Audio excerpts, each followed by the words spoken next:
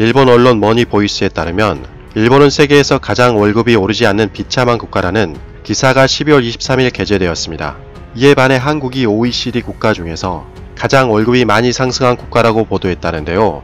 기사를 살펴보면 세계 각국과 비교해도 일본의 실질 임금은 비정상적인 감소 경향에 있다고 합니다.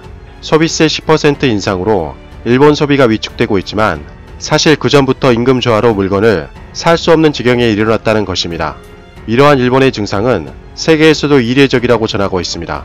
기사는 소비세 인상 전부터 일본의 소비가 매우 약하다는 것은 통상적인 견해였고 그것을 뒷받침하는 데이터가 여럿 있다고 보도했습니다. 첫째는 일본의 재무성의 기업 통계에 따르면 기업이 실제로 지불한 인건비가 2019년 4월부터 6월까지 전년 대비 마이너스가 되었다는 것입니다. 둘째는 OECD 임금 데이터 비교입니다. OECD는 회원국의 시간당 임금을 1997년과 2018년을 비교하고 있습니다. OECD 임금 데이터에 따르면 21년간 시간당 임금이 가장 많이 늘어난 국가는 바로 한국이며 이 기간에 167%나 증가했다고 보도했습니다. 이어서 영국이 93% 증가, 미국이 82% 증가했는데 그 중에서도 유독 시간당 임금이 줄고 있는 국가는 바로 일본이라는 것입니다.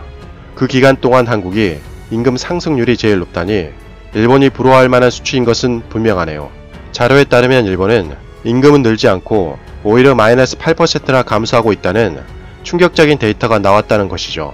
각 나라의 인플레이션 상황이 다르기 때문에 실질 임금을 비교해봐도 결과는 마찬가지라는 내용을 전달하고 있습니다. 1997년을 100으로 봤을 때 최근의 실질 임금을 보면 스웨덴이 140으로 증가, 프랑스와 영국이 130 미만 증가, 미국과 독일이 120 미만으로 모두 증가하고 있는데 일본은 90에도 도달하지 못했습니다. 무려 21년이나 흘렀는데 마이너스 10% 이상 실질 임금이 감소한 실정이라는 것입니다. 이러한 임금 감소는 결국 일본의 가계 소비로 이어지는데요.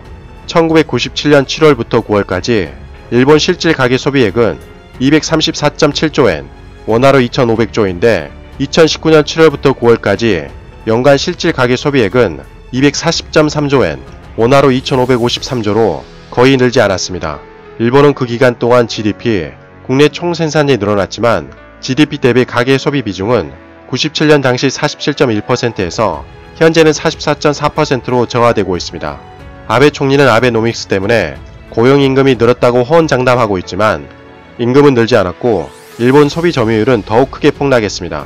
덧붙여서 말하면 아베 정권이 탄생한 2012년 10월부터 12월까지 GDP에 대한 가계 소비 비중이 47.3%로 97년과 별반 다르지 않은 상황이었는데 그것마저도 아베 총리는 7년의 기간 동안 더욱 가계 소비 점유율을 추락시켜 버린 것이죠. 기사에서는 아베 정권을 상당히 신랄하게 비판하고 있는데요.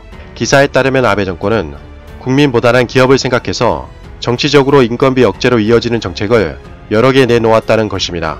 대표적으로 파견법을 정비해서 비정규직 고용을 촉진해 일본은 비정규직이 40% 육박하게 되었고 기업들은 사회보험료 부담이 면제되는 길을 만들어 주었습니다. 하지만 기업들은 일본의 인구 감소가 확실시되고 가계 소비 여력이 떨어지기 때문에 오히려 국내 설비 투자는 하지 않고 해외 투자에 열을 올리거나 기업 유보금만 쌓아두고 있는 상황이 되었습니다. 이로 인해 일본은 저성장, 저생산성, 경쟁력 저하, 임금 억제라는 악순환을 일으키고 있습니다. 기업을 위해 인건비 삭감을 너무 많이 해서 국내 소비가 축소되자 기업 투자가 오히려 위축되어 버리면 도대체 무엇을 위한 인건비 억제인지 모르게 되었다는 것입니다.